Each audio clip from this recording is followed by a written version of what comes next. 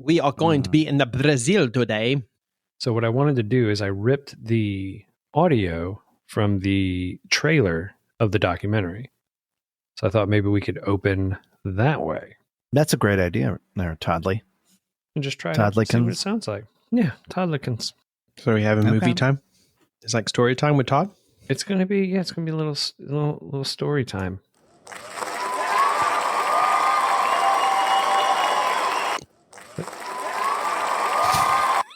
Thank you, everyone. Thank you. Thank you. Yes, thank you. Thank you very much. Welcome to Created by Human. And Todd's just having playing with sound effects. I know, right? You guys, stop. Quit it. We're nerding. What? Oh my! There's a transition. Fire transition. swish Fire. there. Ooh, that that was one's big. In a world, One man, one man. one desire. And what's this one? Oh, good Lord. What? That's too much.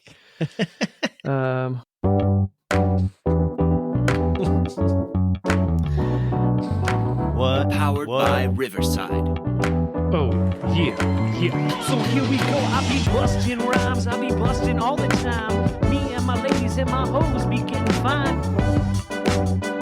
Okay. Keep playing. You like that one? Yeah. Ready? Oh, here we go. This one's for you. Oh yeah. What's up? Powered by Riverside. Here we go, Ray. Whenever I roll out, it's candy. When I walk with my homies, it's candy. Oh, I roll out, it's candy. All right. Yeah, that was Tim. Oh my gosh, That was fun. Okay. that was really great. Wow. Welcome to Created by Human, everyone. I need that to wake me up. Welcome. We're about to Human. be alien abducted.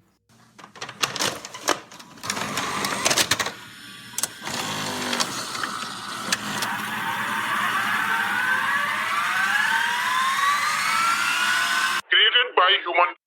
So there is a new documentary coming out. It's called Moment of Contact. And today we're going to be telling the story of the documentary that's coming out. So I thought it'd be fun to kick this episode off with the trailer for Moment of Contact. In a world Where there are moments. of contact. In a place. Ooh, it's already starting good. Here we go. Oh, this is creepy. In 1996, the people of Varginha, Brazil, witnessed a UFO event that would change their lives forever. Só que ele planava, ia perdendo lentamente a altitude e ia caminhando. Call it another Roswell, if you will. It is a crashed vehicle that had beings on board. Mas que eles não poderiam admitir a verdade, a população ia entrar em colapso. Nada temos a esconder. Finally, the facts will be revealed. The Varginha case is considered the most well-kept secret in the military circles of Brazil. My objective here is to put some clarity on what took place in Varginha, Brazil, January 1996. 2 seres extraterrestres foram capturados, depois, posteriormente, foram levados para o hospital. The witnesses are some of the most compelling testimony I've ever heard. Meu nome é Carlos de Souza. Meu nome é Katia Xavier. Meu nome é Liliane Silva. Meu nome é Valquiria Silva. Em 1996, eu vi uma criatura estranha ali. Action! A lot of people in this town have a little piece of the puzzle. Naquele local, eu vi o rastro da criatura, o pé. Foi onde ele falou que eu vi era uma coisa sobrenatural. This year, Mark Xavier, he had captured this creature with his bare hands. Você confirma que o seu irmão estava de serviço naquele dia 20? Confirmo. After he captured the creature, he developed this infection that wouldn't go away. Foi pro CTI de manhã, 7 horas da manhã, 15 para o meio-dia, ele veio a óbito. this can no longer be covered up. They might shoot us because we're on the property.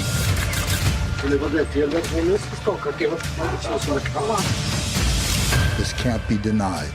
bateram na porta. E aí eles falaram pra mim. Ficar quieto. Se qualquer iria sofrer uma punição muito severa. This was proof. We pull this off. It'll be the most compelling testimony revealed. Of contact. Aqui, ó. Foi aqui. This is a level of confirmation that only a handful of people on this planet have. Whoa. What? Oh, gosh, I thought it was over. Man, It's if not. only I was better at Spanish. Yeah. So what they were saying was took me back. Definitely it went down. Yeah.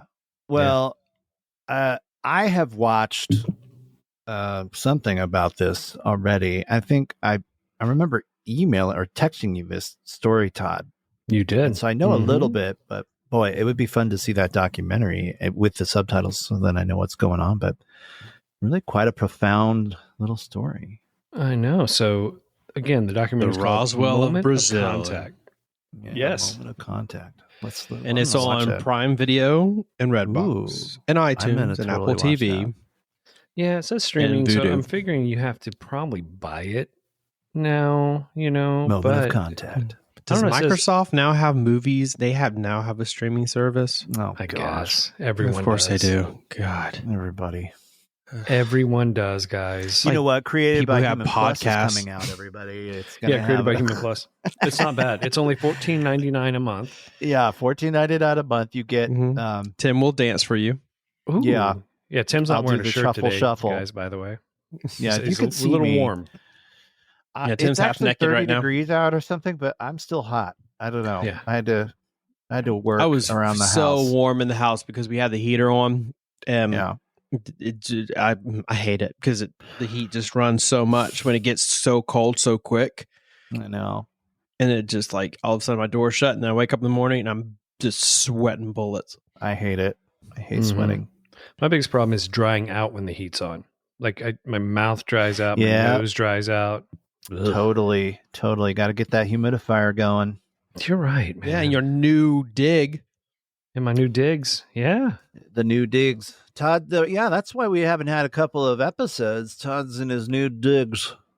Yeah, been doing some moving, preparing to move and then stuff at the house as far as whatever you name it. We bought this house. This house was built in 88, I believe. So Great when year. we bought it, the fireplace didn't pass code. So we had to completely gut the fireplace and have it rebuilt. And it's still kind of in the process of that right now. So it's been kind of some of those projects right now that we've been still working on. So those are a little time consuming. Sorry for those listening. If you guys, you're a vacuum cleaner, our cleaning lady here at the shop is in today. So we are getting a nice clean floors right now. That's right. Clean up this shop. Okay. Whenever she's super sweet, love her. I do video production a lot in Atlanta, and I swear there is a leaf blowers guild, and they're just like, oh, hey, I heard there's a shoot over on Highway 9 and 7th Street. Get over there quick. Get over there Blow quick. some leaves. Yeah, Because that's perfect I for think their they're filming audio. right now. Yeah, let's do it. Leaf blowers guild. I always see them when I'm doing production. It's like, guys, could you do that another day? So, All right, Todd, tell us the story. This is, in my opinion, if this is all true, this is some pretty deep stuff, man. So what makes this stand out? We've heard alien stories before. What makes this one stand out from the rest? Health of one of the individuals is really the something. health and then It's the tangible. eyewitnesses. And eyewitnesses, I think something that's a little different about this one too is that, and a lot of times people see a UFO. They see a UFO, and I think that's most cases. But in this story, they actually see aliens. Yeah. Face to face. And that kind of makes it a little different because, they're literally terrified by what they see. So on January 13th, 1996, the United States Air Force shoots down a UFO, which crashes 6 miles from the medium-sized town in southeastern Brazil. 7 days later, 2 sisters, aged 14 and 16, and a 21-year-old friend spot a tiny, frightened alien with big red eyes crouching by a wall. They run screaming back to their mother. Now imagine that. Oh my gosh. Like, what is traumatized? You would freak out, man. So the Brazilian police. No, and military, I feel like I would make friends with it first. Would you? Y'all know I me. think you'd be too shocked. I think you'd be like, ugh. I'd be Gives like, me this- you want a snack? No, I think Want Josh. some Give us Twinkies. Reese's? Want a Twinkie and some cherry Coke? What's that? I think maybe, Princess? Josh. Maybe. Because After no, I don't know. I don't know if you would, Josh. And the reason I say I that agree. is because No, I the would kind of not. depiction- I would be running. And Yeah, I mean, it'd would be different if it in looked like- Paraguay by the next day. Exactly. It'd be different if it looked kind of like the story of Valiant Thor. If it was a blonde-haired, blue-eyed, alien, you'd be like, "Hey, bro, My ancestors. hey, bro, what's up, man? Mhm. You German? Cool." But if it looked at you and had beady red eyes, Beady red eyes I would shoot crouching it. by a wall. I would hit it with my slingshot. and did they know how tiny it was? Like it was. I don't know if they go into this. We'll have to see if they go into the size of the creature. So the girls ran home to their mom. Yeah, The what girls happens? They run home. screaming to their mother. The Wow. Brazilian police and military capture at least 2 aliens, one of which scratches an officer, infecting and This right here. ultimately killing him. Before dying, This is along with crazy. its extraterrestrial comrades, the U.S. Air Force confiscates the alien bodies and takes them to an unknown location. A vast cover-up by the Brazilian military, enforced with death threats, lasts for 26 years. Whoa. 26 years. Whoa. That's crazy. Well, we'll have to keep reading here to figure out what's going on, but 26 years. So what lifted the cover-up and the death threats, right? I don't know. It says here, What? if this is all made up, it is one of the greatest works of science fiction in history. Most everyone who hears the witnesses tell their stories a quarter century later is convinced they are telling the truth. So again, we mentioned. I mean, let's be honest though. If you say my little Paco or whatever his name was, he got scratched and died. I'm sorry, that was offensive. What's the guy's name? Let's give him a Pedro. Pedro. That's even worse. Wow, we haven't gotten to his name yet. Maybe it is Paco. You could be right. But my point is, cut that out. The fact that the guy picks up the alien being and gets scratched, and then just gets alien, Plural. bacteria. Though. There on are him. multiple. There are multiple in this scenario, right? It's not just Is there one. one, two. Yeah, I What, thought that was just one guy aliens? that dies. Aliens or guys? Aliens. No, one guy dies, but There are multiple aliens. Yeah, they said they captured. there 2 are of them. multiple aliens. Mm-hmm. Yeah.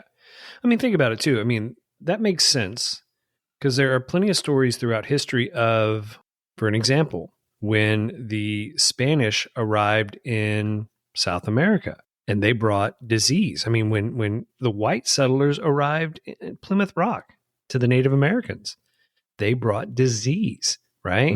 They weren't used to it on their native land. So kind of the same concept here. I would imagine that these aliens probably have some type of bacteria, something that is, native to them, and it doesn't bother them from wherever they're from.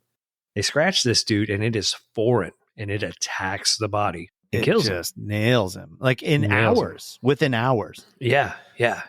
It just makes me think of oh gosh, what's that movie? Cloverfield, right? The big monsters crawling through the downtown New York, and it has all these fleas on it. Remember? And they're being chased by the fleas. Yeah. In quotes. Yeah. And then the flea bites one of the girls, and what you guys know this part of the movie where she's being brought back into a army place where they're trying to deal with people who are hurt badly, and they go, "We got a bite!" Right? They take the main starlet, and her head pops. I mean, that's just amazing. I love that kind of story, where the alien infection causes her brain to pop. I mean, that's wow. It's almost like That's a 6 with you. pandemic. Well, that's what, theories have gone and said that, an alien invasion, they probably wouldn't have to come here and like literally kill us all. They would just have to introduce some type of foreign substance that just eradicates us. I mean, think about it. Ours doesn't eradicate them or first, aka they can- War of the Worlds. That's They true. can also help us, like an Arrival. Arrival? They're helping us? Oh wait, yeah, that's right, Arrival. I'm thinking of what's the one? Love with that Sean, movie. Love what's that the movie. one? Yeah, it is a Contact. good movie. It's one of those movies you have to watch like with all the lights off. Turn all the lights off. Yeah, and you just at night and you. Oh, that's great. It's great. It's actually not that creepy. It's kind of cool. It's just beautiful. What's the one with? It's beautiful. It's with, really great. Oh gosh, I can't think of his name. Tiger Blood guy, Tiger Juice. What? Charlie Sheen? Is that it? Charlie Sheen, Tiger Blood. I couldn't think of his name. I saw him live and when he was doing his tour years ago. That was interesting. Anyways, go ahead. No, you remember the movie he was in back in the 90s. I thought you were talking about that movie where he's he's trying to find out what's going on in South America. There's all these weird things going on, and then he finds this like hive of aliens underneath the ground. You guys remember this movie? I do, but I can't remember the name of it. I can't either. Well, I thought it was Arrival, but so when did this happen? 1996. 1996 is saying in Brazil when the cops got attacked. Yeah, so this is yeah, Josh. This is sorry saying for some reason. I guess I missed that. I don't know if we talked about when this happened. January 13th, 1996 is when it says that the U.S. Air Force shoots down this UFO. Interesting that it starts with the U.S. Air Force. We have any information on what this so-called UFO looks like? I do want to say that I don't see anything. I think like Roswell, where they say there's like this kind of like frail looking metal that's almost kind of aluminum. I think they found some more of that.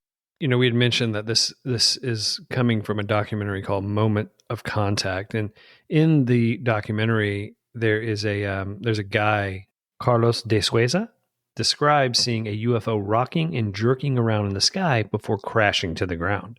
So it doesn't really say what. But they're just jerking around.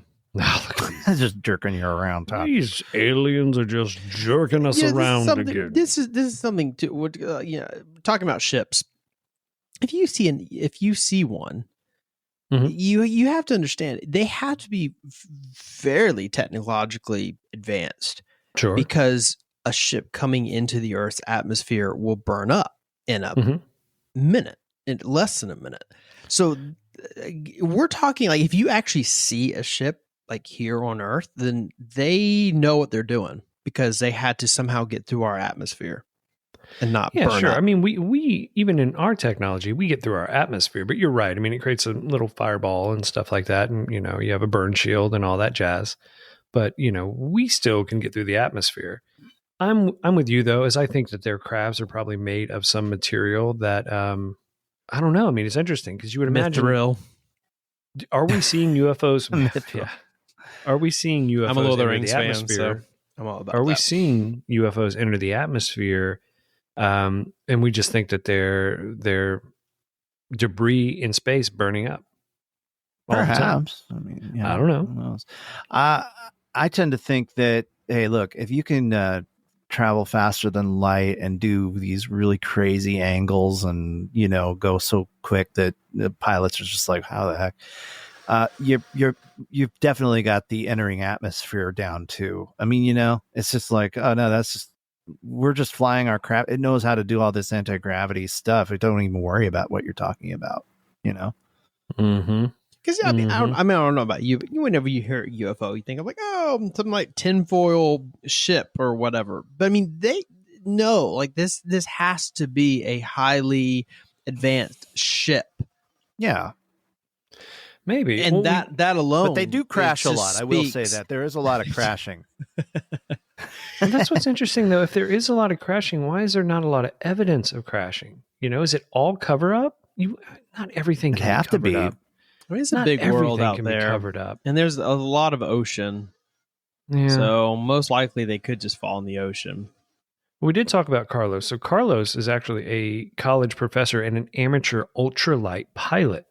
Now, he witnessed the crash in Brazil on January 13th, 1996. So in the film, Carlos describes the spacecraft as the size of a school bus shaped like a submarine with white smoke leaking out of a gash in the back. He compares the UFO to a malfunctioning washing machine rocking and jerking around in the sky. Oh my gosh. I can see it. I can see what it he's now. saying. Yeah, it's a washing machine. It's just like it's trying to figure it out. Their anti-gravity has been ruined by the U.S. Air Force. You know, that's quite fascinating because you think about that. How would that actually look? We have no idea what that would actually look like, right? Because when we see something damaged in the sky, it just falls. When something falls, it falls, right? So like an aircraft of ours gets damaged, it immediately starts going down. But you start talking about anti-gravity and everything like that. What happens when that malfunctions? Well, okay, here we go. Here's the scenario. You got the Air Force pilot. He shoots the bullet, right? It hits like there's one of 3 anti-gravity magnets, right? Sitting there underneath the ship, pendulating, whatever they call it. Well, if it's like a washing machine, there's 4. Okay, 4. And it hits one of 4. And the rest of it's still, they're all trying to work it out, but it starts turning into the washing machine. It starts jerking around. Here's another idea too. He says it's kind of jerking around, rocking and jerking around in the sky. There are theories that these craft are not actually entering into our atmosphere, are not actually coming from space, that they're actually coming from another dimension. So what if it's a glitch? Right? It's kind of a glitch. I definitely think these things are spiritual. They are, and that's why they fly the way they do. That's my humble opinion. Okay, explain that. So you think they're spiritual, but that's why they fly the way they do. It's a different dimension. It's a spiritually. I would say it's a spiritual. Like I want to. Okay, they're going to be. Okay, let's say UFOs show up tomorrow night in the night sky, and Lester Holt's on NBC Monday, evening, and he's like, well, here we are, everybody. The aliens have arrived, and we're sending out our, how the news would cover it, right? If it actually was just like, there's nothing we can do. It's just, here's what it is, right? There are going to be 2 camps of people. I do think this, and actually, it's already been predicted by the disclosure. There's a disclosure group by this like National Press Corps. They meet and they all sit there and talk about the info that they know. And they'll be like, oh, yeah, there's a 29-mile golden spaceship in our solar system, et cetera, et cetera. Oh, yeah, there's, they just get together and they share. Well, anyhow, one of those guys said a quote that I was just like, yeah, that's spot on. He basically said there's going to be 2 camps, and I agree with him, that there's going to be the people who believe these are demons, the church mindset, right? Like people who go, oh, these things are demons. They're just not, they're here to deceive, right? I might lean more towards in that camp because of what I know and just the things to come within my theology, right? Like there's still a lot about prophecy that would probably kind of be what these things would be, a deception, right? Sure. And that's just right? my ignorance. That's my ignorance. But I feel like there's going to be one more deception of humanity before a return of, let's say, Jesus Christ, right? So you'd have to know that context to see where I'm going with this. But the guy who, one of the, National Press Club guys, he's like, I'll guarantee you right now that people who are in the church, me, are going to call these things demons. And I actually kind of agree with him on that. And then there's going to be the other camp, right? The more scientific based, where they'd say, oh no, these aren't demons. These are aliens. They're coming from another dimension. And so I think that definitely, but I mean, if you listen to people who have been abducted, people who have, had these nightly experiences where this thing comes into their window, it all is very spiritual. They don't describe it being physical as much as it's like listen to some of the accounts. They get pulled through the wall, they're brought onto a ship where they're seating their children. I don't know. Maybe they're physically drawn through the wall, but it would part of it seems spiritual.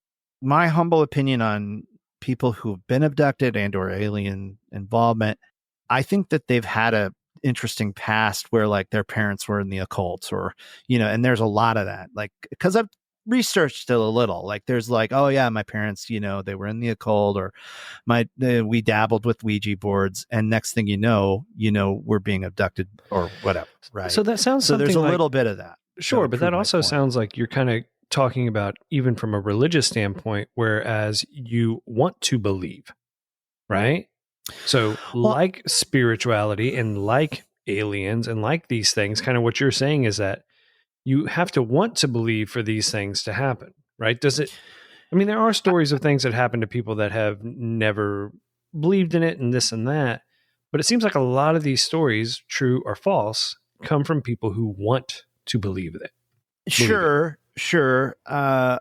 I don't know. I would love to sit down. I wish I knew a few people, right? Like Whitley Strieber, right? Who writes about communion, the book Communion, and talks about his experience. He's just one of many, right? Who could, I'd love to sit down and chat with him and be like, so wait, what was it like, right? When you were being abducted or brought on board? I'm going to guarantee you it was very frightening, right? Obviously.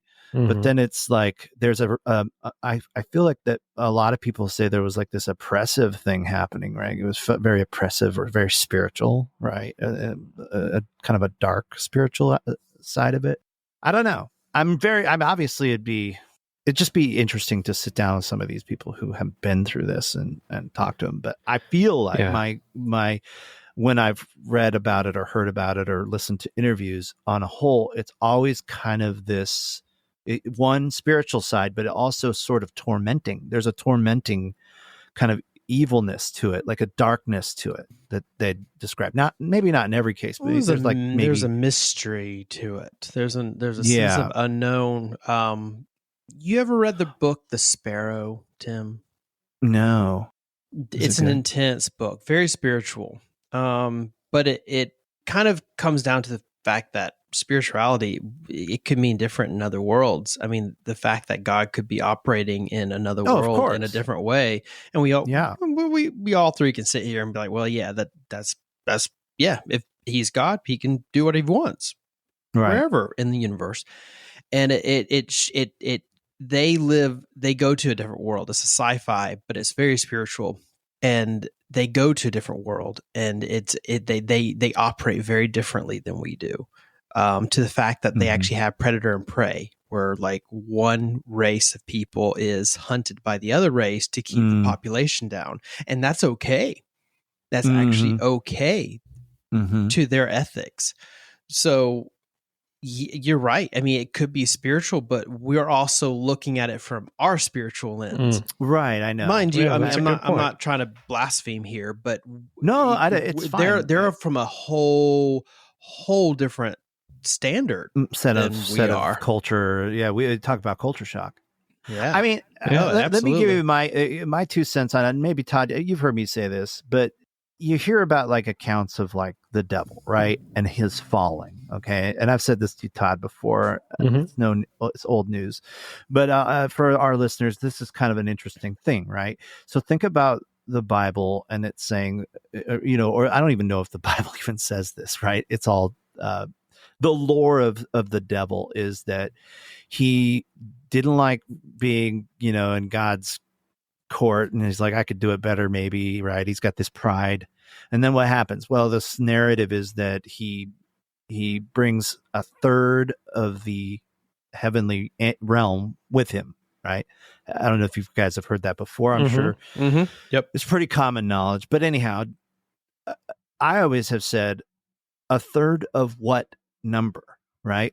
Okay. Yeah. And a third of what number in what realm, right? Because we're talking about a kingdom that is not, we don't understand it. It's multidimensional. It's just like you're saying, it's like, it's a whole other world. And so what, a third of what number, right?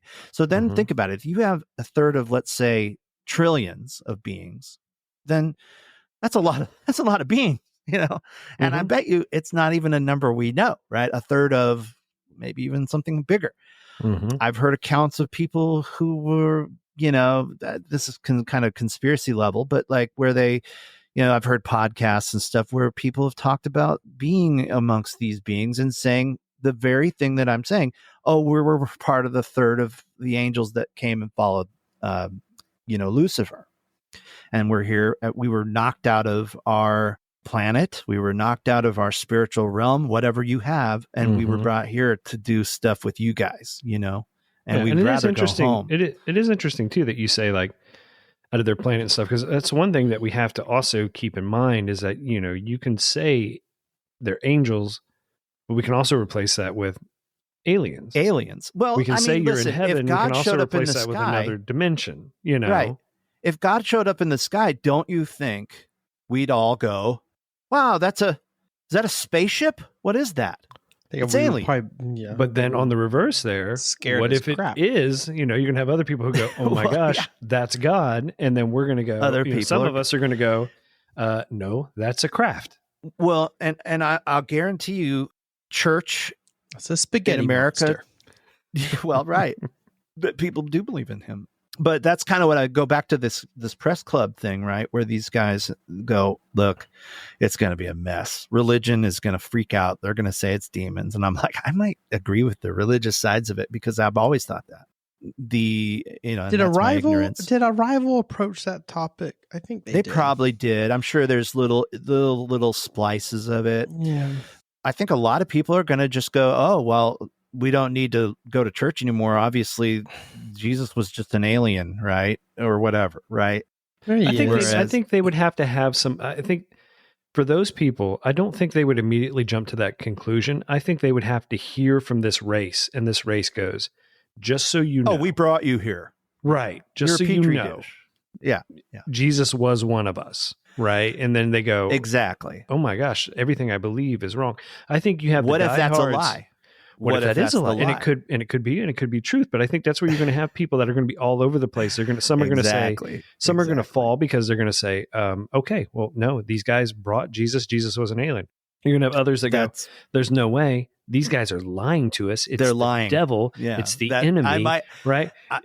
Tim, you're in that court. I'm going to be the ignorant one and go, just because there are some, just what I know about like Revelations, or for example, which is a very dangerous book. You can't just go reading Revelations expecting everything in it to be, I don't know. You have to take it with a grain of salt, just like any of this.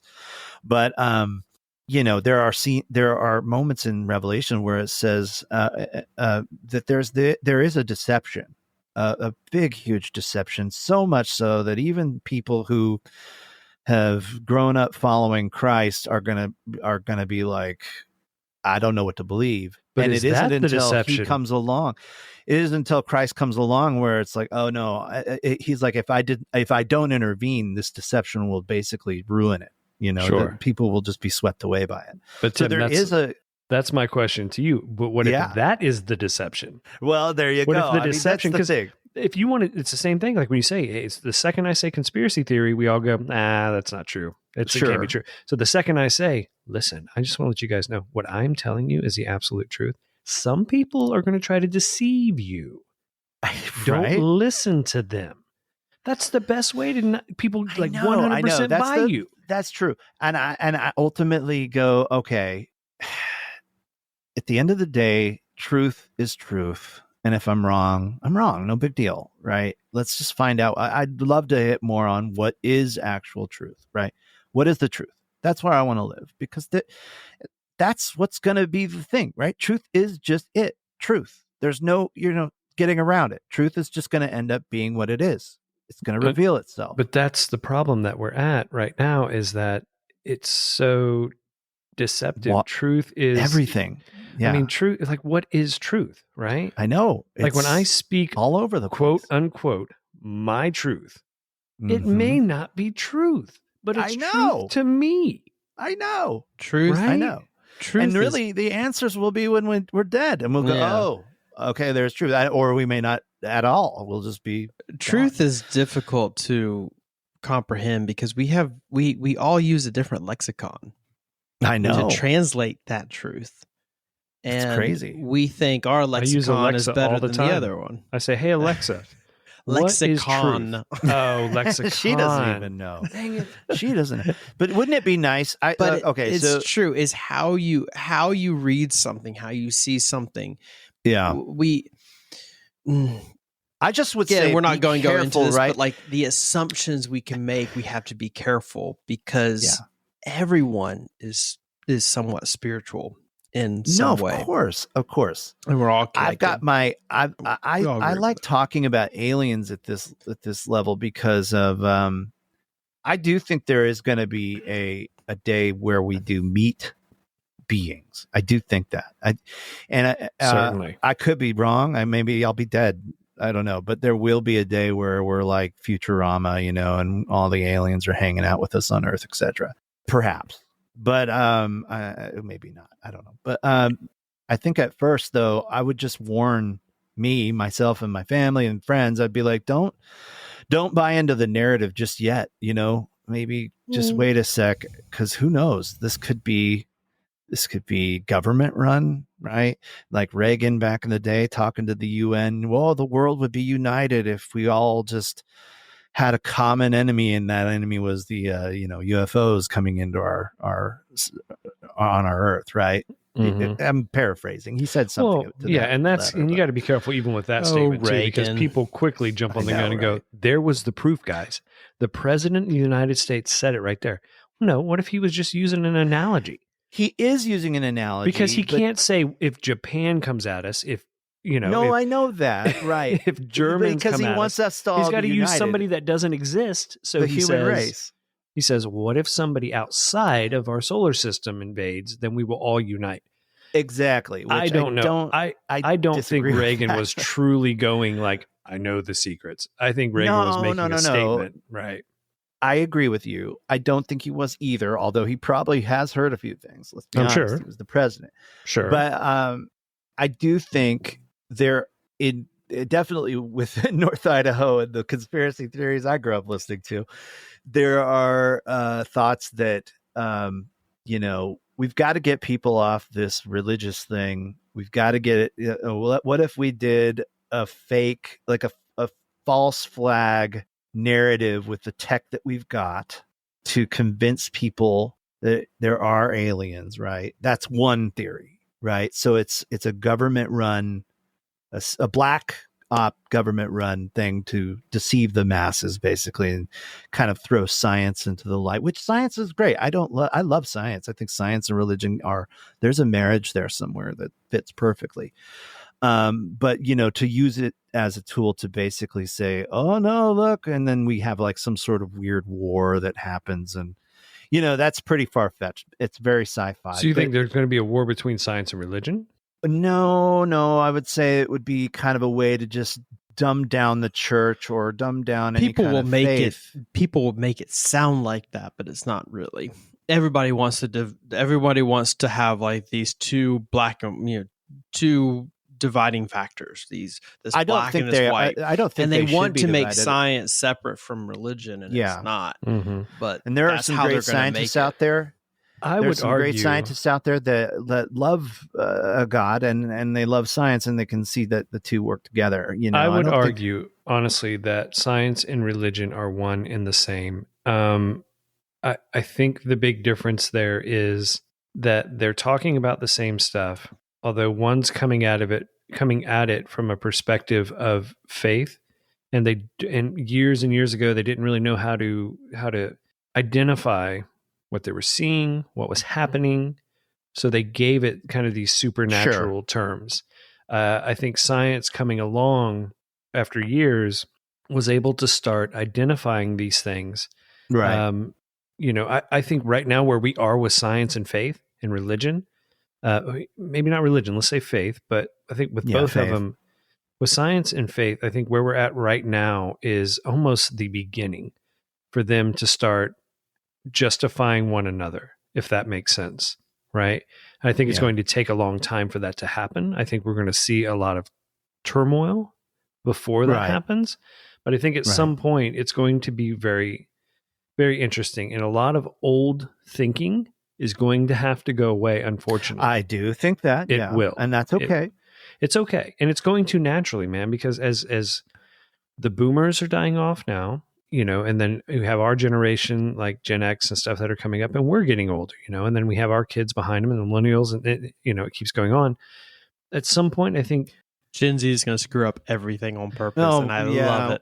For some reason, I love it. I don't know why, but somehow that generation just, I don't know. There's a sense of absurdity that they accept that I'm like, you go, do your thing, screw us up, because we definitely screwed up things. Yeah. Yeah. I don't know. Let me get real quick to our listeners. I don't want you to think you're listening to some sort of crazy preacher guy. Listen. At the end of the day, I do just want truth. Now, I don't think science has all the answers, and I don't think religion has all the answers. There's still a ton of questions you have when you're reading an evolution theory from Darwin and a creation theory on Genesis, right? There's still a lot, like, you just go, what? I don't know. It seems okay. I'd love to see what truth really looks like. When we're living right now, I've lived for years in a definite, like, I think when I was in my teens, obviously I was really stupid, and I was really buying into the whole, like, Tim LaHaye, Jerry Jenkins kind of thoughts about, the Lord returning and the rapture and all this stuff. I don't know if that's crazy, but, like, I mean, I like it. If it happens, great, good for whatever. But, like, I'm not going to, like, put all my eggs in a basket on that theory. What is really happening? I'd like to know those answers. And even if it would scare me, I'd like to know the truth. And I think a ton of us are in this world today going, I just want to know, just quit the bull crap. What is the knowledge? Sure. And, I hear you. I hear what you're saying, that most of us probably do want to know the truth. Here's the reality, though. What truth? Right? Like, people don't want to hear real truth. They want to hear their truth. Sure. Now, Tim, I think you're in a totally different ballpark, and I think I am. I think Josh is. Like, I want to hear the truth. Like, if I have a belief system and then some evidence comes out and says, here is the facts that your belief system is incorrect, I then have to go, okay, I'm in. It's proven on the reverse. But with all that being said, like, I think it comes down to what truth, because if you give somebody we see it today, we see it all over the place, hard factual evidence, and people go, no, there's no way. Even kind of going back to our story here with Carlos, Carlos seeing this thing up in the sky. It's rocking around, jerking around. Now he immediately goes to, this is a UFO. Well, let's go back 1,000 years from today. 1,000 years from today, do you think they call it a UFO? No, it's a spiritual experience. It's an angel. It's an angel. It's a chariot from the heavens. Yep. It's all these other things. It's K-Kodal.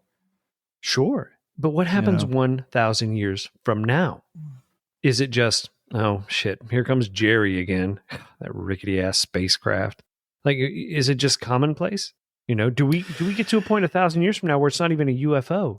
We realize that it's interdimensional travel. The Watchers, or the Ladosians, or something weird, right? The Venetians.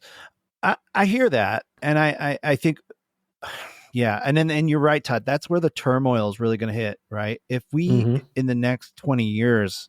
There is this thing where we're alive to see it, and it's just that you remember that old TV show Alien Nation? I swear that's like the image I have in my head, right? Where they arrive, right?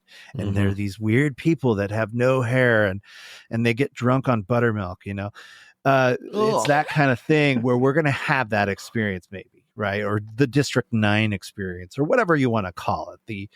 The revelation of the fact that we're not alone. That's going to maybe happen in our lifetime. Maybe it won't. Yeah, I think the District 9. I still think you've got to be careful. Oh, go ahead. What? District 9? I was just going to say, I think the District 9 thing, like you said, is most likely what is going to happen. Imagine if they don't have superiority over us, if they can't come here and control us, the second they come here, we go, hell no, we got you. Yeah, and we take away their crafts. And we put them in encampments because of fear. Right? Sure. So I think. Meanwhile, we're going to be asking. I mean, I would, if there is some sort of way we can communicate, we learn. I would love to be asking all those questions. Of, what is it like? What's truth? What's truth to you guys? Because it's interesting. Mm-hmm. No, it's fascinating. Yeah. And this is just me. I get caught up in that whole evangelical background of Tim. You and I need to have a nice night sometime. Oh boy, what does that mean? What are we going to do? All this stuff. About? This is fun stuff. Well, no, this is a really fun topic. There is a ton to unpack here. And that's what's so difficult, guys, because we get into these conversations like this quite often, and there is so much that all we can do is just tap in here and there, and because otherwise we'd start having 8-hour podcasts because it's just so much information because you can rabbit trail off of each single It's so one. much to unpack. Oh, there's so much. So much. Yeah, and I have a lot of theories, and I don't think they're all. Obviously, it's just some stupid guy on a little tiny planet in the speck of dust in the universe, right? What do I know? You're a big guy to me, bro. Well, but that's right. All I have is previous books, right? We've got our previous scripts and texts that we've been handed down, and they don't tell you much, right? They tell you how to live nice and love one another and care for people, there's nothing wrong with that. And obviously, there's that faith into a God who becomes a human kind of thing, who created us. That's a whole, but let's just say that the Bible is true, that Jesus is right. Here's where the rubber meets the road. This is what I'm saying. You kind of have to see this from where the evangelical place is going to be. They're going to go, well, wait, now we were told that this would happen, and now this is happening, right? Let's say the aliens show up in the sky and they're like, no, we brought you here. You're a big petri dish, the what do they call it? Panspermia, right? Mm-hmm. No, that's all you are. There's still, for me, this thing that's saying, well, yeah, but now there's still this one more thing that's got to happen in an evangelical mindset, right? Where you go, but what about Jesus, right? Now, if Jesus walks out of the ship and goes, I'm Jesus, I'm the guy and he's showing the world his hands and goes, oh yeah, and we brought you here and did tests on you, and you were a big experiment, and then I guess that's it. I guess we just stop going to church and we're good. We're all just got to be nice and love one another. But if that doesn't happen, and it's this being of people, these things, and they're just here to say, oh no, we brought you here, there's still going to be a big group of people who go, well, wait a minute, what about these other things, and then it's just going to, for these biblical texts, these people who are stupid anyway to believe in a God, right? Like what the world feels about sometimes with a Christian or whatever. It's like, oh, you're so dumb. And it is dumb. Like, it's kind of weird to believe in a man who said he was God 2,000 years ago, right? It's not a popular opinion, but I believe it. Like, I do believe that there was a man who, the sci-fi of it, he did what he did, right? Call me stupid. That's just where I'm at. That's where I'm at in my life, and I will continue to believe in him. I just think that he's done so much more for people, than anybody really. My point is, though, when this other stuff starts happening, if it does, is it a tool to attack faith in general and make it, everybody should just, this is the new religion, right? Oh, guys, what would start happening is you'd see a domino effect of faith just kind of falling away, and it would be, Todd, it would be the, oh no, that's just the Theatians coming in from space, whatever we're calling them. Mm-hmm. This is not some random occurrence. This is some test. Right. I tend to think it's going to be a test. I tend to think that it is a bigger deception. And it's just my upbringing, right? And it's silly of me to think that, but deception or a test from the divine. Maybe it's meant to get us thinking, meant to get us. But that's the other thing too, guys. Kind of mix us up a little bit. That's your teaching. That's your theology that is saying this has got to be a test. There's no way that what I believe could not be true. So you want to believe it's a test, right? And that goes for anybody. It doesn't matter your belief. Your belief is going to lean towards your belief. Yeah. And nothing will convince you. I'm telling you. I I know. It could be a It's damn true. UFO in the sky, and you could look up, and it could, And we're all still going it to be could look like a arguing about piece of toast that looks like Jesus. The clouds are kind of going over it slightly. It looks like the face of Jesus, and you go, "Oh my gosh, everybody, Jesus has returned." Well, no, dude, And it's then- an alien spacecraft. No, no, it's not. it. Right. I read the Bible. The Bible said Jesus is coming back. I ain't seen shit like Exactly. that before ever. That Yep. is 100% Jesus on a metallic object floating in the sky. I can't believe it. Get out your white robes. Start getting baptized in the river, boys. Here we go, everybody. Get out It's your the Clorox rapture. and clean up your robes, everybody, Now- because Jesus is back. Now, real quick. Okay, so there's two kind of camps in the religious thing. Now, think about this, right? We've talked about the Leftovers, right? That show on HBO where I like love that show. I half love of that the show. like 100 people go disappearing. You know, Yes. the Bible. I hate to say it, but the Bible does. No, I don't hate to say it. The Bible talks about there will be a guy plowing in the field, and the next guy, like literally within a blink of an eye. In a blink of an eye, they're gone. Right. Mm-hmm. What does that mean? Now, is that going to happen, or was John smoking the stuff coming out of the ground, right? And I say that because remember that there's John on that island of Patmos, right? He's on that island where the oracles would breathe in gas, and he's dreaming this stuff up. Although I don't even know if that account of one guy being there and then leaving is even in Revelations. It's probably in like Thessalonians or something crazy.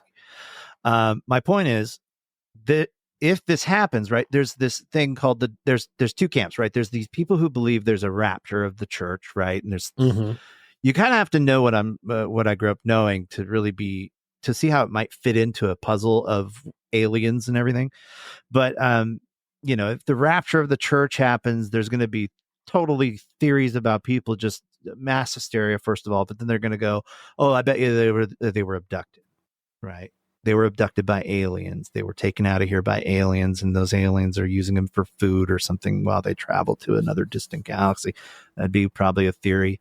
Even the Bible in that does talk about that God tells his angels, "I want you to harvest the earth." Now, it's not on I don't believe it's on a rapture, like a pre-trib tribulation. If you've ever heard of tribulation period, there's 7 years of tribulation. I don't think that we're going to be raptured in a pre-tribulation kind of thing. I think there's going to be a day of the Lord. That's what I think is going to happen. There's going to be this day of the Lord. It's going to freak the whole world out, because it would be freaky. And then God basically says to his angels, "I need you to harvest this. It's the harvest. I want you to harvest the people out." And that's where we're going to see one's gone. You're sitting there with your wife. She's out. The Leftovers experience, right? So even down to that, that's just the future according to your average Christian. Maybe they say, "Well, I believe there's a pre-rapture thing." We don't need to get into that. My point is, there is this kind of final period in the sentence where God's like coming back. He's, taking this people out of the earth, and then it's like he judges the rest, right? That all is very alien. And if it happened, there's going to be two camps, right? The ones that were like, right. This is my point. This is what I'm getting. At. And so that to me is where I sit with all this alien stuff. I go, all right. Then you start like doing the research. Okay, well, let's do a little research about the alien experience. These guys all have this spiritual experience, right? People, it's not quite physical. It's not quite, I felt like I was out of my body. Definitely, that's a big account, right? Oh, I felt kind of out of my body. It was an out-of-body experience. I'm being pulled through the wall. It was tormentous. I smelled sulfur. I smelled, just this. There's always a strange scent, very, in my opinion, very demonic stench, like a hellish scent. Well, yeah, in the but air. Here's the thing, not to cut you off there, but that's the one thing you have to be careful with too, is that, even with the mind, like when you're about to have a stroke, there's a scent. Oh, you smell toast. There's a scent, right? There is a scent. There is a taste. There's all these things, right? So I think you just have to be careful, because with that being said, that is something malfunctioning in the brain, causing you to have these senses that technically don't exist. So is that all this is? Also, Yeah. Is it and, all well, and then we in the head? That's where it's really interesting with this account in Brazil, is that there is a being, a tangible physical manifestation of an angel or a being. They grab it, scratches a guy. That's pretty big, man. That's crazy. It is big. Could it have just been let's just say it was a experiment gone wrong, right?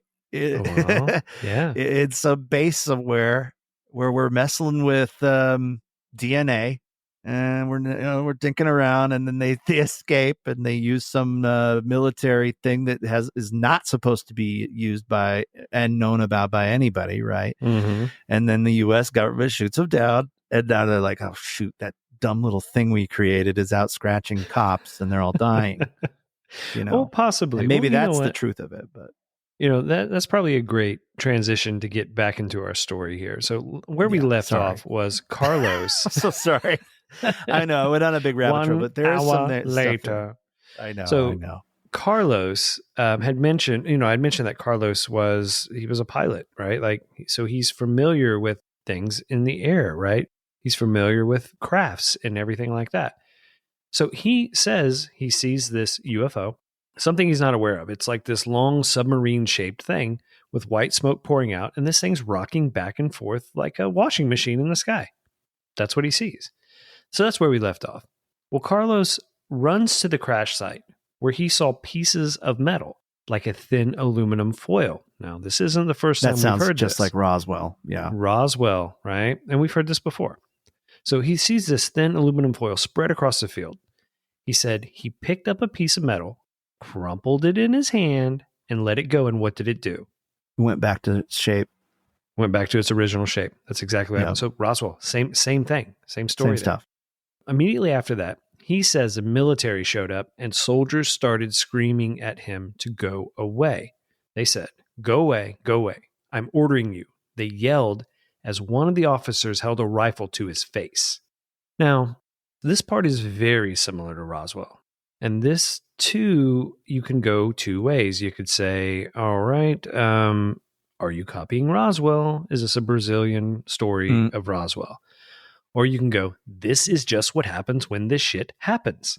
You know what I mean? When this shit happens, the military shows up and says, get the F out of here. We got this.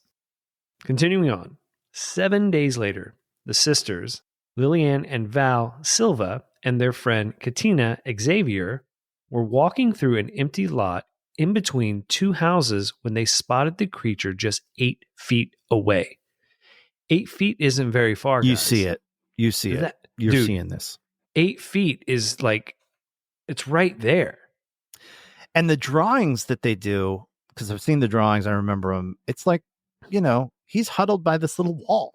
Mm-hmm. Freaking out. Like he's, oh gosh, what do I do? Yeah. So, I mean, picture that. These dudes crash. They get out of their craft and they're like, what the hell do we do? We're screwed. Literally, like we're sitting ducks. Like, where do we go? What do we do? There's no safe haven. Right. And I got this real bad disease going on. I've got this scabies that I got going this to kill itch. people. Mm-hmm. So she says, I was in front and they were a little further behind. Liliane, who was 16 in 1996, explains in the documentary Moment of Contact, passing by here, the graffiti caught my attention. I looked and saw the creature. It appeared to be suffering from the heat. Okay, we don't know what their atmosphere is like. The one thing we have heard from other abductions and stuff like that, from other abductions, is that it's cold. There's a coldness, right? Like when they're on the craft, when these people have been abducted, there's this coldness. So I would imagine Brazil, pretty hot, Well, wait, it was in January. It's probably, they're south of the equator? Is that am I correct? No. Mm-hmm. Are they? Yeah. So would they have had a winter? And my point is, or I guess it's warm I don't there know. year round. I don't know. When it's showing some of these pictures of the kids, and it looks like they're at that age at the time in 96. They're in shorts and T-shirts and must have been a hot January. I don't think it's too chilly down there. I don't know for sure. I could be completely wrong, but Yeah, I don't know enough about it. But it says here in January 1996, it appeared to be suffering from the heat. That leads me to believe it's hot as balls. So when Liliane screamed, I looked and felt fear, said Val, who was 14 at the time. I looked into its eyes and saw that it was frightened. Just as I was frightened, the creature was also frightened. Guys, everyone's frightened. Okay. I saw that it was afraid of us. Yes, again, everyone's scared. It was an exchange of fears, afraid of us in the same way we were afraid of it. Again, everyone's scared. Yeah. The girls are scared. The alien is scared. What I saw. He's probably even more scared than them. He's stuck on their planet, right? He's stuck on our planet, not his. Exactly. But that's the thing is he's like, what he doesn't know. I would almost imagine though, if you're an alien, you've been observing humans. We haven't been observing them. So you're observing humans and you go, they're pretty much whatever. Little girls or whatever. Right? Like, I don't know. You see what I'm saying? Like, I don't think that he should be terrified.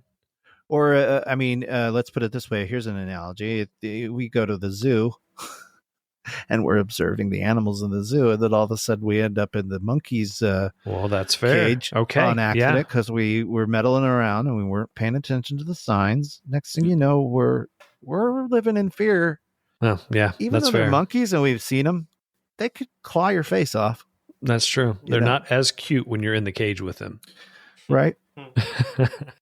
They go on to say, what I saw stopped me in my tracks, says Katia, who was 21 at the time. It glued me to the spot. It had red eyes, oily skin. I couldn't see an open mouth, not smiling, sad expression, shrunken back. It didn't have hair. Eyes 3 times bigger than ours. I imagine this is a translation of the Brazilian language because it doesn't seem to translate very well, but that's apparently what Katia had said. So after Liliane screamed, she started running away and the 2 girls joined her. I could imagine. I mean, what else are you going to do? You're going to flee. Oh, I'm freaked out.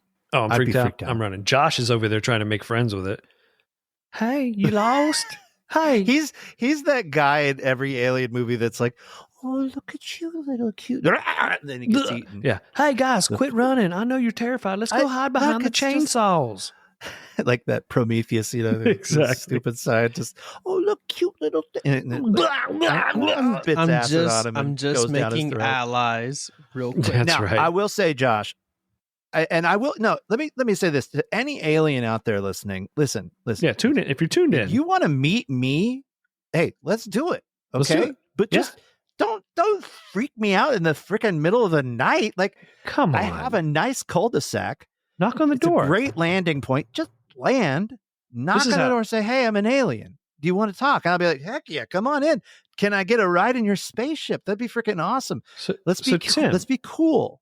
Yeah, Tim, how would this go down? Like, aliens show up to your door, right? I'm gonna play the part of the alien, okay? Yes. If he knocks on the door and I'm like, holy crap, look at that guy. He's got like big eyes. This is how it goes, but Tim. Is he it goes like knocking this. on my door? Yeah, like this.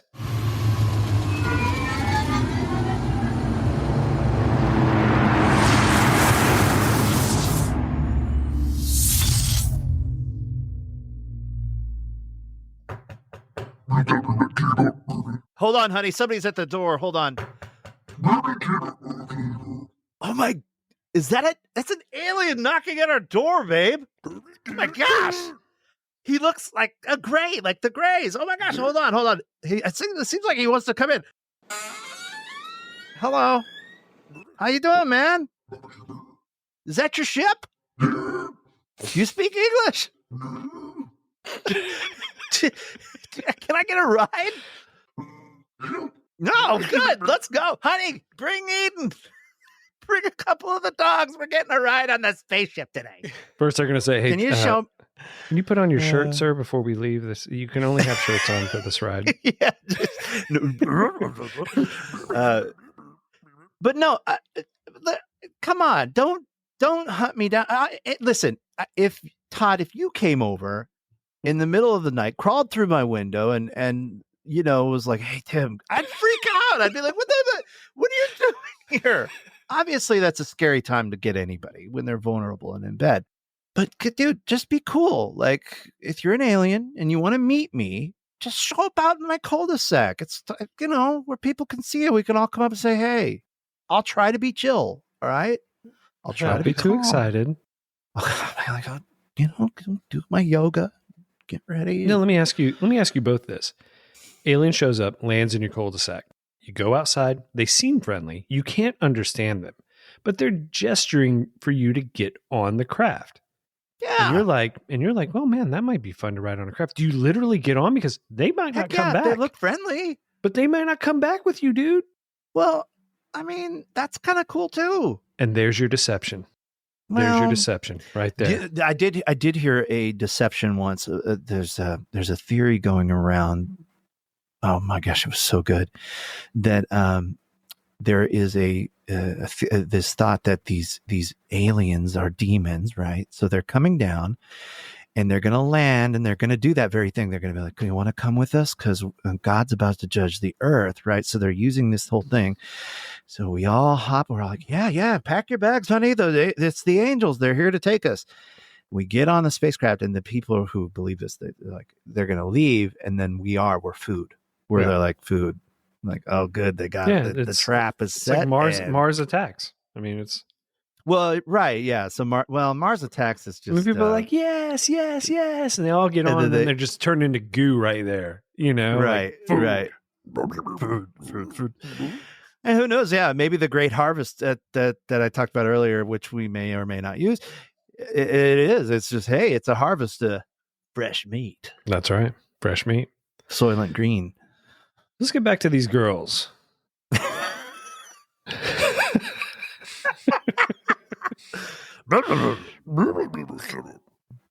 right. So they say, Josh, we've completely, he's just, I don't even know what to do here. Josh is over us, man. He's so done. I think Josh just quit the podcast. And by the way, Josh, I definitely would love to come. I didn't mean to sound like a jerk earlier. I will definitely show up to your house and talk with you about this stuff over a bunch of whiskey and some whatever, So I'd be down. Let's do it. Let's do it soon. Sorry, Todd. Go back. No to what worries. you were saying. So Liliane, she says, what we saw wasn't human and wasn't an animal either. Nowadays, I do think it was a being from another planet. That's fair. It wasn't a man. It wasn't an animal. What it was, I can't say, says Val. After we ran for a while, we stopped and asked what we saw, and then we ran to our mothers. I came out to meet the girls. Their mother, Louisa, says in the film, because mothers have a sixth sense. They were scared and walking slowly and dragging each other. Like, is that, almost like they ran from battle, right? Just like so exhausted. They're terrified and they've slowed down as they've gotten closer to their house, and they're dragging each other just to make it home for safety. And their mother comes out. It was a hot out. January, so it was a warm January. We were children of Catholics and thought it could be a demon. See, two camps. Mm-hmm. Two camps, man. That's why we were so scared, says Liliane. Wow. So, okay. You're right. So Louisa made the girls return, and when they got back to the spot, their mother saw the footprints in the dirt, which she drew for the filmmaker of the documentary. It was a round foot with 3 long toes. For 20 days, I smelled its smell, says Louisa. I couldn't stand the smell. I don't know where it came from. I even washed my nose with alcohol and water. What? That's crazy. It was an ammonia smell, says Katia. An ammonia smell. Oh, that's a very, very strong. Like a urine. Oh, yeah. A really stringent urine smell. Do you think like... Pungent. Excuse me. Very pungent, yeah. Do you think that maybe that's because everyone pissed their pants when they saw each other? Yeah. Maybe. And this piss was sitting somewhere in the bladder that had never been touched before. Never been touched like before. Stale piss. This is like bottom of the septic tank shit and piss that has surfaced and it's just there. Okay, real quick on that. This is a rabbit trail, but I do think that people who have been abducted there's a smell that they smell, right? And if they smell it here on Earth, even if it's somewhat a close relative, they're brought back to those moments where they were, because sense memory is one of the most strongest things. For sure. Attached to our memory. Isn't that interesting? Yeah. Yeah. No, for sure. So there is a correlation with horrible, like a pungent, bitter, those terms described by people that all say there's this nasty smell. Well, this is what's fascinating too, is like their mother. So one of the girls' mothers kind of goes back to what you were saying. Again, we start talking about, she had mentioned they thought it was a demon, right? So her mother says, no, it wasn't ammonia. It smelt worse than sulfur. Sulfur. That's very demonic, right? She said, what a strange smell. I grabbed Katia and said, let's get out of here. So you have an ammonia smell. You have a sulfur smell. I mean, you just have like these smells that are awful smells to depict how awful the situation is. It would be interesting if they ran into this demon/alien and they were like, we ran, but I tell you what, for 20 days, it smelled like lilies. It smelled just like lilies. It was amazing, right? But it's never that case. Those two never match. And that's what's so fascinating. No. Because you would think, like, if there are plants here on Earth that are beautiful and smell nice, but will kill you, right? Yeah. So you would almost imagine that would be kind of the case throughout the universe, that not everything gross smells bad, like, I don't know. Do you see where I'm going with this? Like that the aliens themselves, if they were going to entrance us in a way or make us want to follow them or be a part of them, you would almost think they would maybe smell good. Like or take a shower. Well, maybe take a shower. Or maybe have some hormones or pheromones or something like that we go, yeah, I'll get on your ship. Yeah. Oh, yeah. Yeah, definitely nothing that would induce us, to start gagging and stuff. That'd be pretty bad. Mm-hmm. You're right, though, Todd. And this could have been a prisoner. Let's say, hey, this. Oh my gosh! Didn't even think about that. This makes me think of the movie Critters, right? Yes, Critters, where the ship's flying along, and the critters are the storage compartment, their cargo, and they crash. And what next thing you know, we got critters everywhere. Dude, you could be absolutely I bet right. critters don't smell good because they're just hairy balls of. They're big hairy balls, and they're they don't have appropriate showers and baths. Yeah, they're hairy. They got huge mouths. They got a lot of just halitosis. They probably smell like halitosis. Oh my gosh, they're probably awful. But my point, this thing could have been a prisoner, right? That's fair. Like maybe he hadn't showered. He just needed a good wash. And he'd been sitting in a vat of ammonia or urine or something. Maybe you're right. Maybe he was preserved in one of those things, right? A nice tube preserved in some type of fluid. They crash. He's released. And he's like, dang, he comes to, and he's like, where am I? Right. This theory I like. Out. This theory I like. Right. He had oily skin. Exactly. He was just a prisoner. They were taking him to the prison planet XB379. Mm-hmm. And they somehow crash landed on Earth. Well, yeah, they were like, hey, I need a potty break. Do you think these humans will be cool? Oh, no. What the heck is that? U.S. Air Force. Uh-oh. So they told their story to the press and were met mostly with ridicule at the time. Of course they were. Come on. But the girls have not changed their testimony in the 25 years that has passed between the event and the making of this documentary in 2021. 6 miles away from the crash site, according to the film, the military set up a blockade in a residential neighborhood. Sources say the local fire department, which is under the control of the military police, captured one of the creatures in the morning, and another officer captured a second near where the three girls had seen it later that afternoon.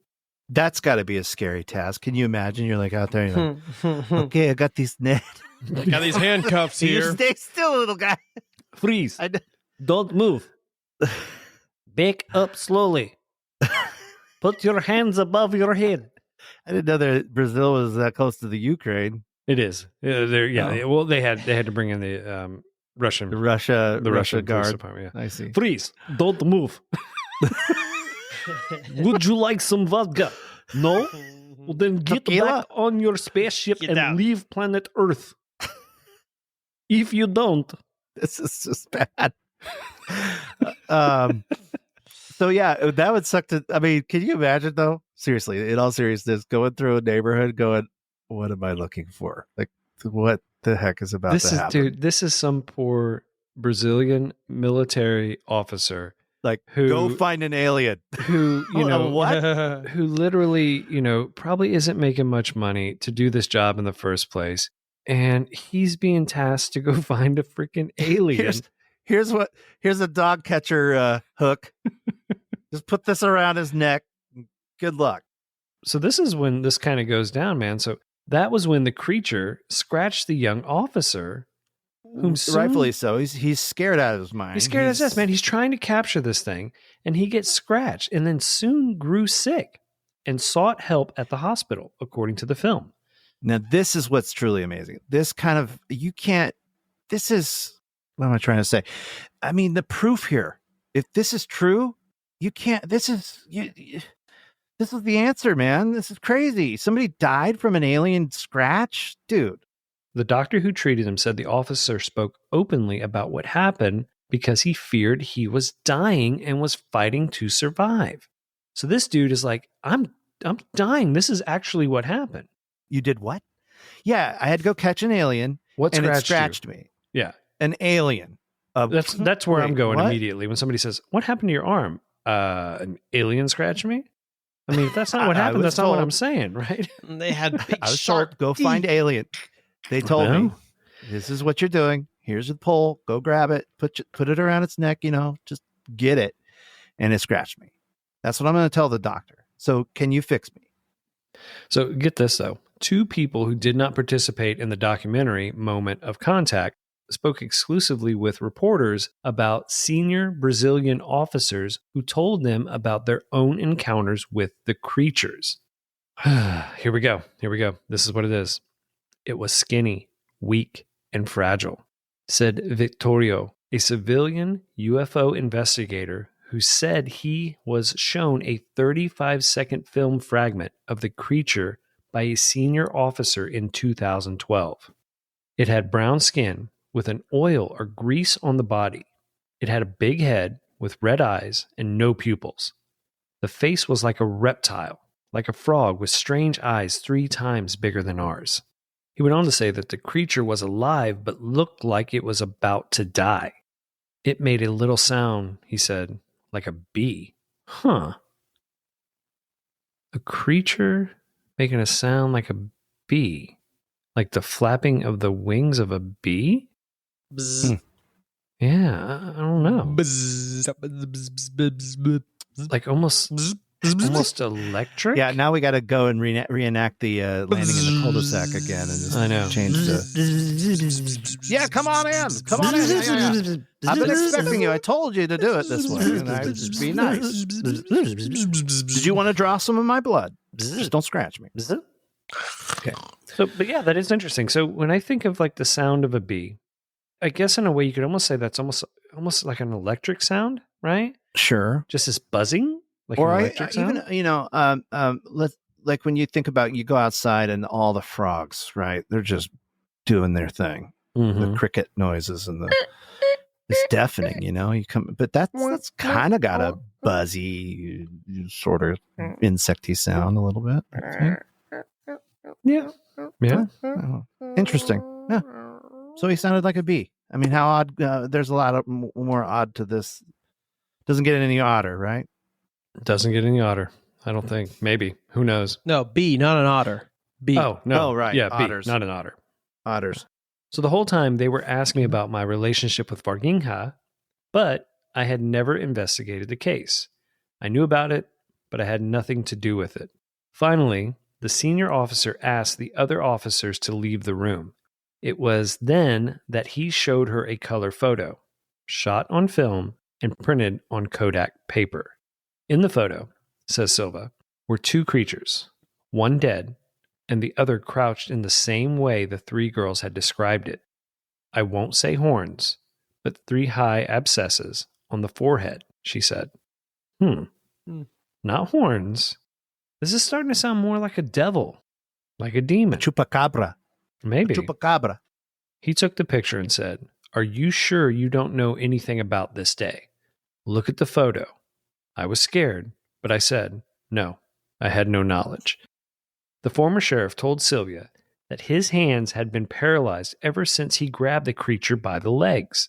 The man's hands were cupped, and he struggled awkwardly to pull the photo out of an old newspaper he kept in a transparent folder. What? So this guy's still alive? Apparently. Is he in the documentary? Is his hands we gotta still watch, paralyzed? Dude, we got to watch this documentary. Everybody, do yourself a favor, watch this documentary. This is the craziest story. Mm-hmm. Yeah, this is crazy.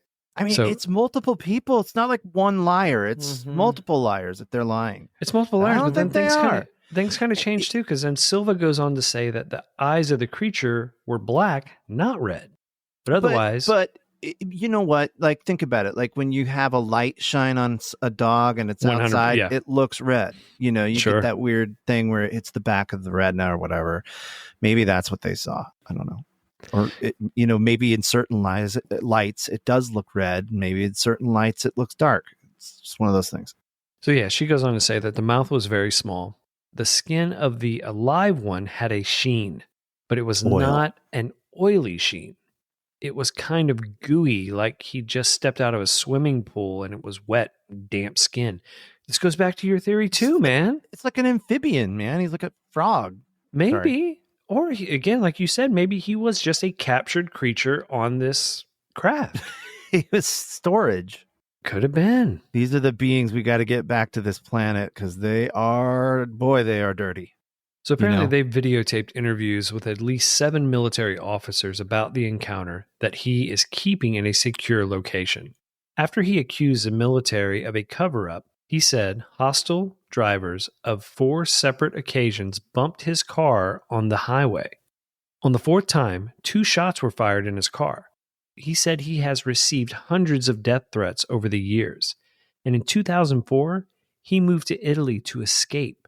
Man. Wow. I mean, they found something top secret stuff they do not want out there. Now, I mean, Todd, listen, okay. So we could be dealing with an out of this world thing, ships and crafts and stuff. What if though it is just bioengineering, like stuff happening with some corporate, we're trying to make a human frog and we do and it gets escapes or whatever, that's a definite possibility too, going certainly. along with our created by human moniker. And so they're just like, oh crap, what you could just see this like CEO on the phone with like the police, like, you got to get that thing back, it's dangerous, right?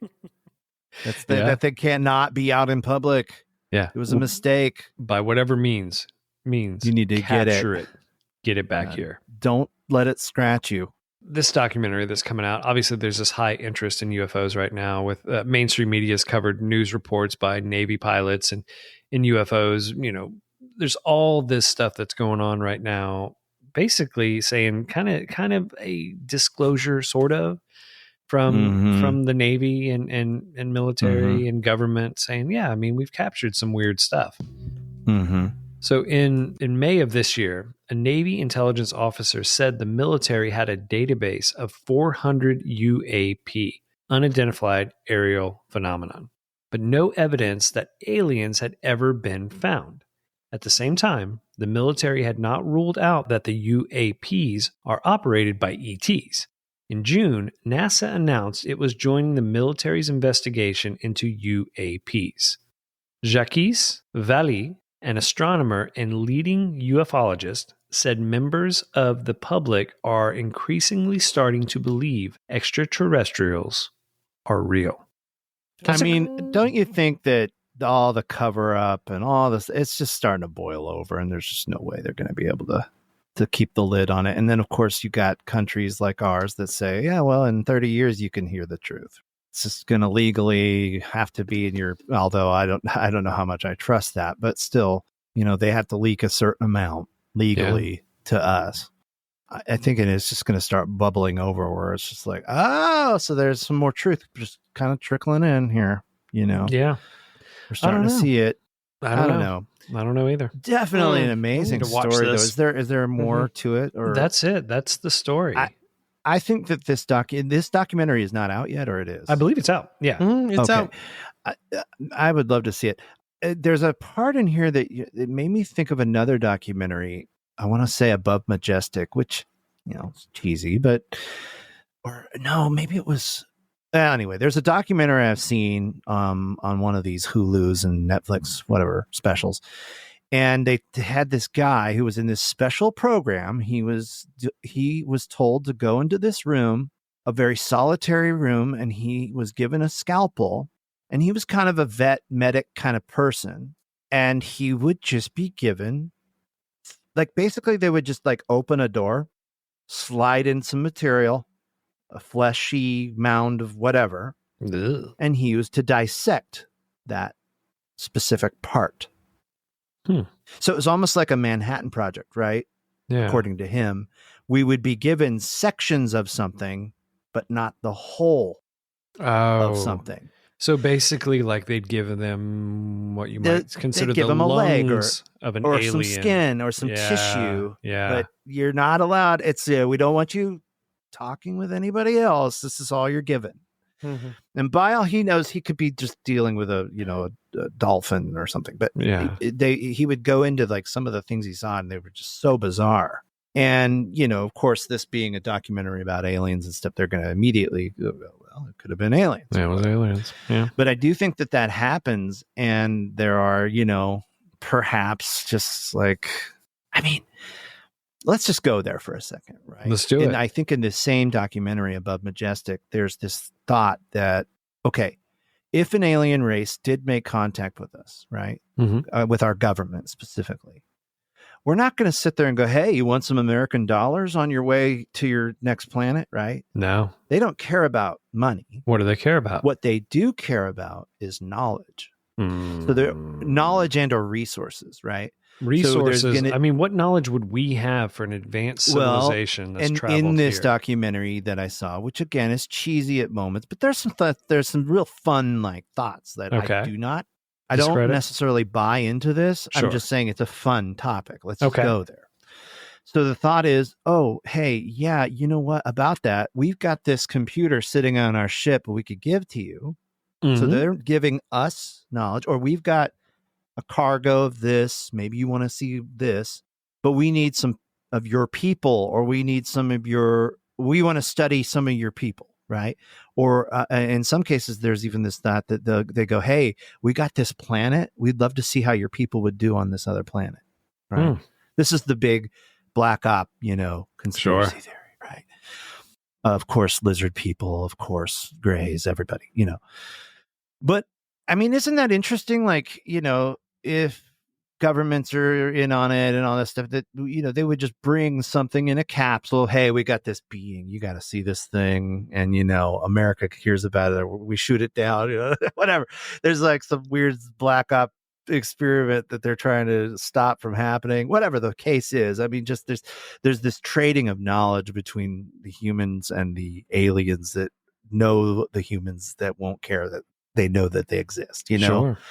Right? I mean, hey, we got this tech, it's this thing called an iPhone on our planet. You can call it an iPhone here, right? I mean, possibly, because you got to think that there was a huge boom in technology.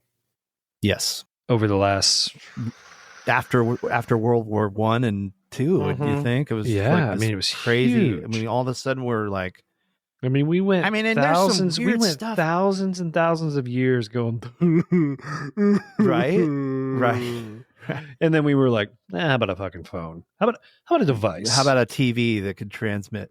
I mean, and or just circuit boards. Like, you ever sit there and look at a circuit board and go, it's insane. Who thought this? Thinking, I mean, this is amazing. This thing that population was also a lot greater too. So we had more innovation and more, because we had like 10 times more population than we did like 10 years prior, something like that. Yeah. Anyway. Yeah, everything. What do you think? Is it real? I mean, there's a lot that could have happened here, but I definitely believe these people. I mean, they're not. Well, what did these girls have to gain? They just lived in the neighborhood. Yeah, there's nothing. They're just trying to. They're just going to their mom like, oh my gosh, I don't even know what to tell you. I saw a demon. Right. That's all they can say. I think the hardest thing about making up a story, any story, doesn't have to be about aliens. It could be anything.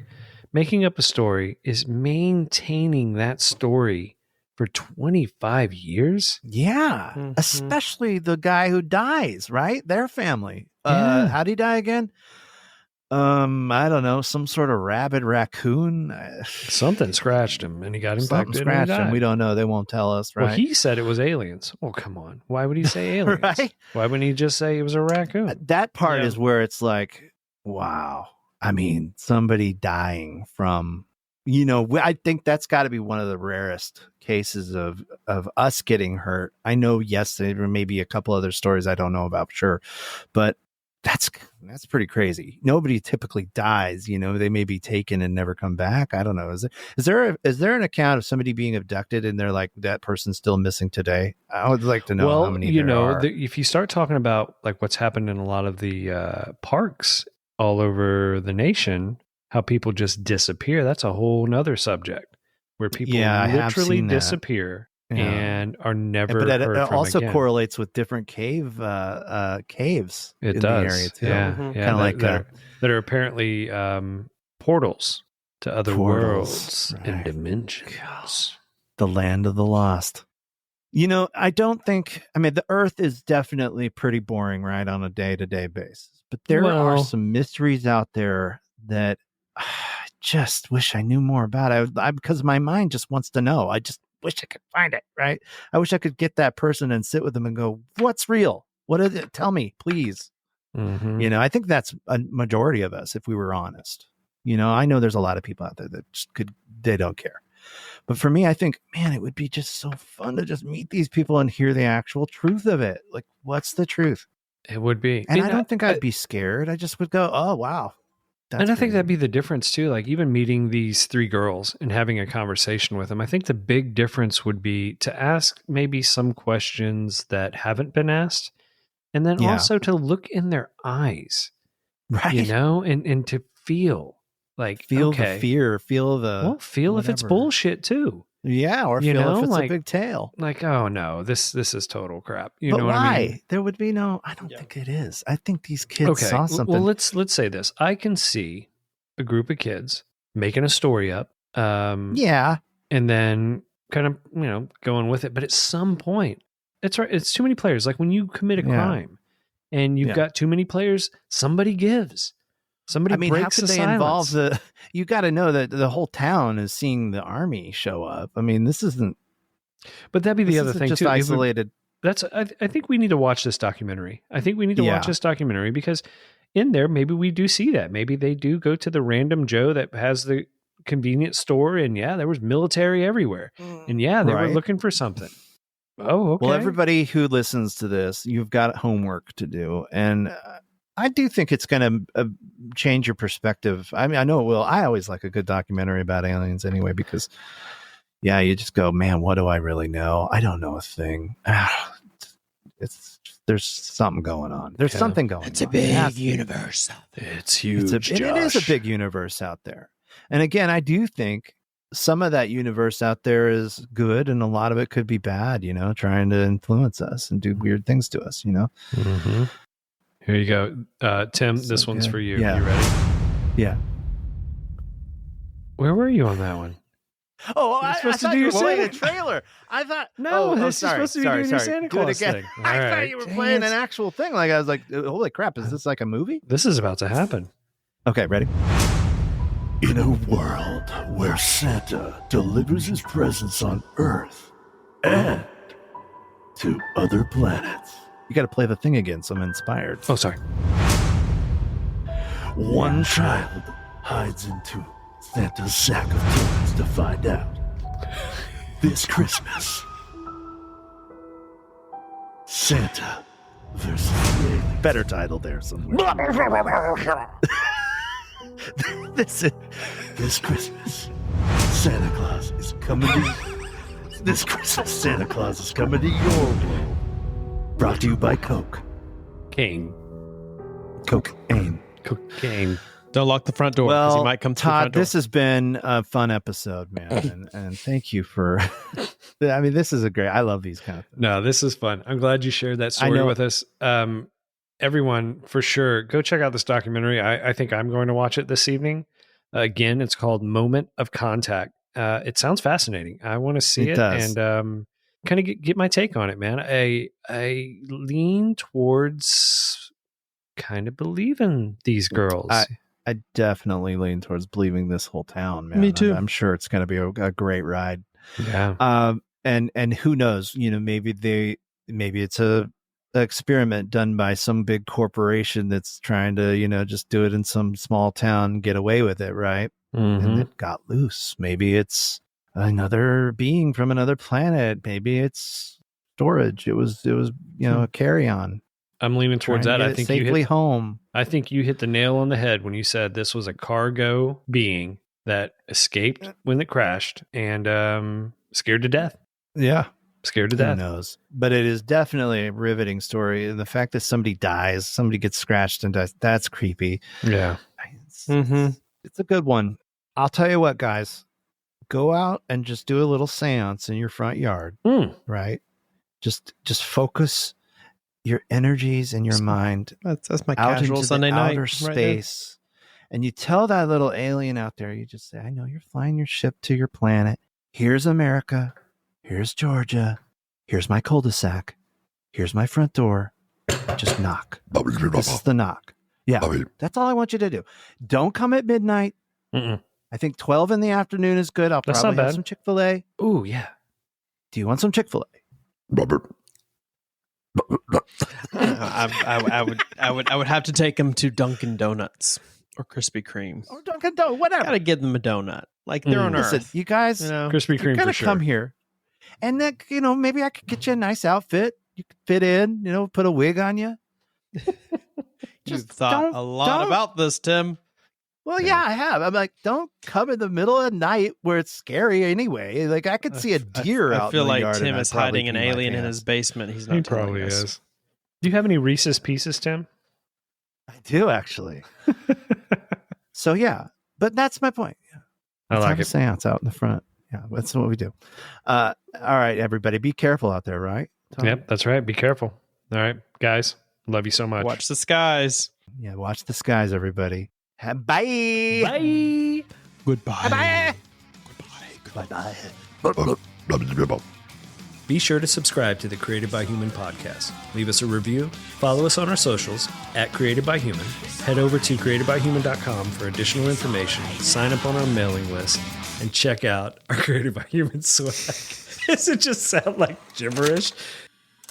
We'll be back next week with an all-new story that is sure to make you question, is it true or was it? Created by Human